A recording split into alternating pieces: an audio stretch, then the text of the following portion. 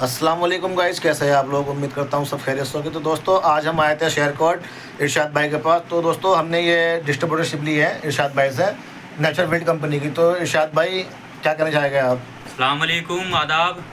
दोस्तों इमरान भाई को हमने गोले वालों को डीलरशिप दे दी है, पूरा यूपी दे दिया है, पूरा उत्तराखंड दे दिया है। जो भी भाई इनसे माल लेना चाहता है ले सकता है, होलसेल में भी और रिटेल में भी। ठीक है। तो मेरे भाई मैं प्रॉपर मेरा एड्रेस है यूपी बिजनौर नशीबाबाद से।